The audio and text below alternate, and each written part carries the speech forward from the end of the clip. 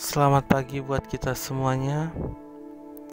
Mudah-mudahan kita dalam keadaan sehat walafiat tanpa kekurangan suatu apapun. Assalamualaikum warahmatullahi wabarakatuh.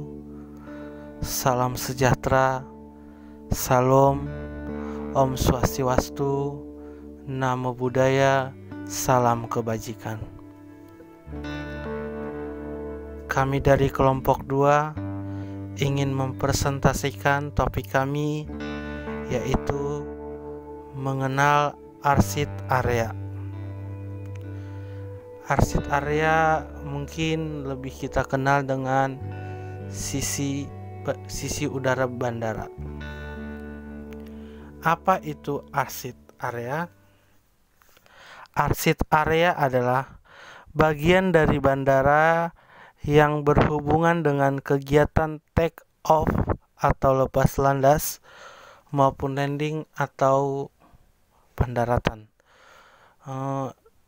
Jadi arsit area itu adalah tempat berlangsungnya take off dan landing. Kemudian arsit terbagi menjadi 3 bagian, yaitu runway, taxiway, dan apron. Tadi pengertian arsit, bagian-bagian dari arsit itu terdiri dari 3, runway, taxiway, dan apron. Nah, setelah itu kita masuk ke fungsi arsit. Fungsi arsit 1. Pengaturan pergerakan.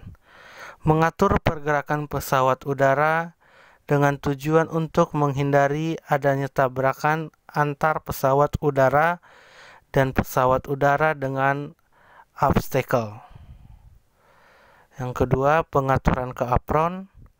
Mengatur masuknya pesawat udara ke apron dan mengkoordinasikan pesawat udara yang keluar dari apron dengan dinas ADC atau Adromon Control. Yang ketiga, keselamatan. Menjamin keselamatan dan kecepatan serta kelancaran pergerakan kendaraan dan pengaturan yang tepat dan baik bagi kegiatan di sisi udara. Yang keempat itu parking and handling.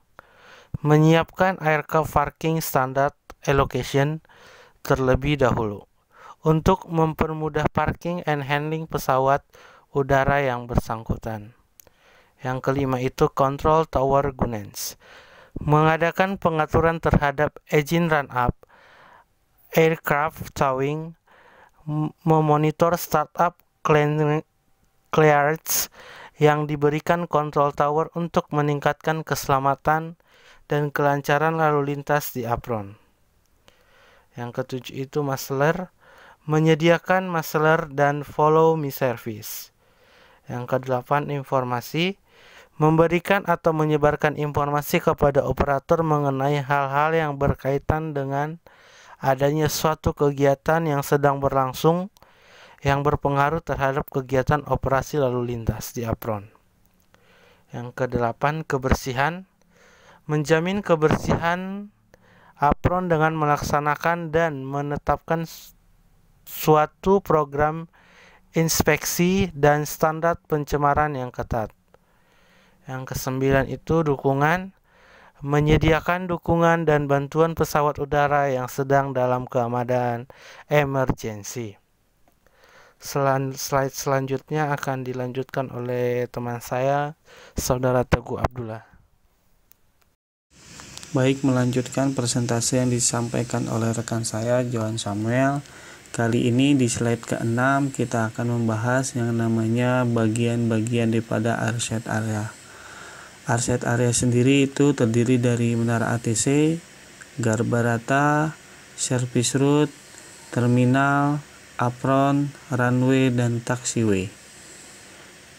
Di mana apron itu adalah bagian dari bandara yang digunakan untuk area parkir pesawat, mengisi bahan bakar, kegiatan pemeliharaan pesawat, memuat serta menurunkan penumpang atau barang. Seperti yang terlihat pada gambar ini, ya ini adalah bagian daripada airside area. Dari gambar pertama atau gambar nomor 1 ini terlihat untuk pengisian bahan bakar. Gambar kedua yaitu adalah perawatan daripada pesawat.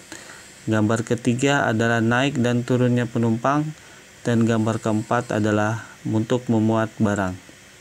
Selanjutnya yaitu taxiway. Taxiway adalah bagian bandara yang berfungsi sebagai jalur perpindahan dari runway ke apron. Baik, selanjutnya saya akan memaparkan terkait runway. Runway atau landasan pacu adalah area yang digunakan pesawat terbang untuk melakukan lepas landas. Panjangnya landasan pacu tergantung pada besarnya pesawat yang dilayani. Runway atau landas pacu tentunya mutlak diperlukan oleh pesawat ya. Klasifikasinya sendiri terdiri dari 2. Yang pertama yaitu kelengkapan alat bantu navigasi penerbangan pada bandar udara. Yang kedua, dimensi landas pacu. Dimensi landas pacu di sini maksudnya yaitu panjang landas pacu. Misal kalau untuk yang paling kecil yaitu minimal 800 meter, kemudian sampai yang paling panjang yaitu minimal 1900 meter hingga 4200 meter. Nah, ini yang akan kita bahas adalah marka pada runway. Marka atau tanda ya, tanda pada lintasan runway. Yang pertama, tentu kita harus memahami bahwa di sini kita bisa melihat ada runway, mana yang dimaksud dengan runway, kemudian ada juga taxiway ya. Pada runway, yang pertama ada runway lighting atau dikenal juga approach lighting system. Fungsinya untuk memungkinkan pilot mengidentifikasi lingkungan landasan pacu secara visual dan meluruskan pesawat dengan landasan setelah tiba di tempat yang ditentukan pada titik pendekatan. Yang kedua, pre-threshold merupakan tanda yang ditempatkan di luar ujung runway di belakang threshold panah. Fungsinya sebagai penunjuk bahwa daerah tidak boleh digunakan untuk tinggal dan lepas landas. Yang ketiga yaitu PAPI. PAPI ini kependekan dari Precision Approach Path Indicator yang merupakan alat bantu visual yang menyediakan informasi panduan untuk membantu pilot memperoleh dan mempertahankan pendekatan yang benar dalam bidang vertikal terhadap sebuah bandara. Indikator ini umumnya terletak di samping landasan pacu, seperti terlihat pada layar ya.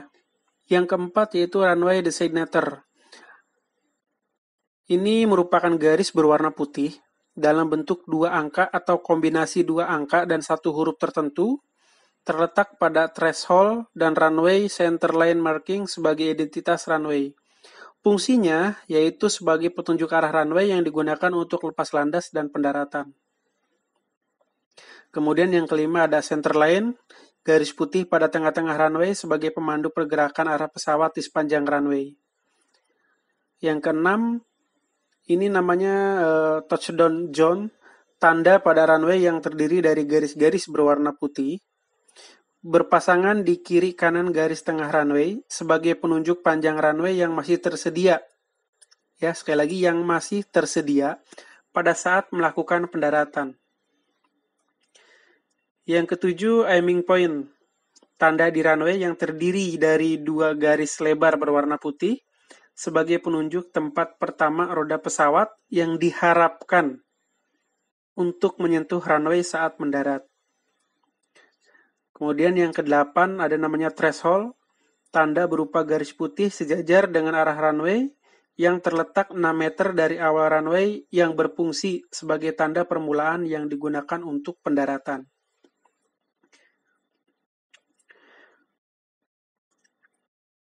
Kemudian yang ke-9 ada namanya stopway, area tambahan pada ujung runway untuk menahan pesawat yang berhenti. Lalu yang nomor 10 ini bukan bagian dari runway ya, tapi bagian dari taxiway. namun kami berasumsi bahwa tidak ada salahnya untuk ditampilkan. Ini nomor 10 namanya holding position, yaitu tanda garis yang melintang di taxiway berupa 2 garis solid dan 2 garis putus-putus berwarna kuning sebagai tanda bagi pesawat untuk berhenti sebelum memperoleh izin memasuki runway. Jadi pesawat dari taxiway itu tidak serta-merta bisa masuk ke runway, harus ada persetujuan ya untuk bisa masuk ke runway atau tidak. Nah, batasnya holding position ini. Kemudian yang ke-11, high speed taxiway. Ini juga bagian dari taxiway.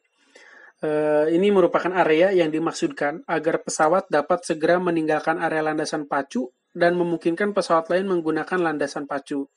Jadi misalnya di dalam kondisi darurat, penerbangan yang penuh, sehingga sebuah arus keluar dari landasan, yaitu dengan melalui dari taxiway ini. Makanya dia berada di bagian tengah ya, bagian tengah. Beda dengan yang ada di nomor 10 tadi, ada di bagian ujung. Nah, selanjutnya ini adalah chain airside activity atau rangkaian aktivitas pada sisi udara. Jadi, yang pertama yaitu dimulai dengan proses en route. En route ini berarti pesawat dalam penerbangan ya. Dalam penerbangan, kemudian dia melakukan approach atau pendekatan ya, pendekatan ke bandara, sampai akhirnya memperoleh persetujuan dari ATC untuk melakukan landing pada runway.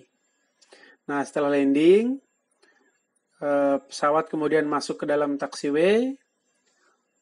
Di taxiway tentunya masuk ke turn around, yaitu ke apron ya. Proses yang terjadi pada apron ada di sini, mulai dari perawatan, pengisian bahan bakar, sampai menaikkan penumpang. Maka pada proses selanjutnya, pesawat akan melakukan take off. Dari sini pesawat masuk ke dalam taxiway, kemudian take off atau keberangkatan.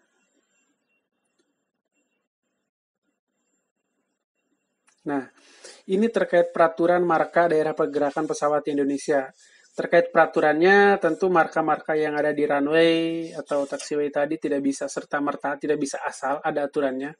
Nah, aturan di Indonesia yang digunakan yaitu Peraturan Menteri Perhubungan nomor KM 21 tahun 2005. Isinya tentang pemberlakuan Standar Nasional Indonesia SNI nomor 03/7095/2005 mengenai marka dan rambu pada daerah pergerakan pesawat udara di bandar udara sebagai standar wajib. Bagi teman-teman yang mau mendownload peraturannya, bisa melakukan googling atau bisa klik langsung dari PDF atau PowerPoint yang kami bagikan ya. Baik, itulah presentasi kami mengenai airside pada bandara. Kami mengucapkan terima kasih atas perhatiannya dan mohon maaf yang sebesar-besarnya atas segala kekurangannya. Semoga apa yang kami sampaikan bisa bermanfaat buat teman-teman semua, ya, buat kami juga. Terima kasih kepada Ibu dosen yang telah membimbing kami. Sekian, wabillahi taufiq wal hidayah. Wassalamualaikum warahmatullahi wabarakatuh. Selamat pagi. Om Swastiastu, Namo Buddhaya, Salam Kebajikan.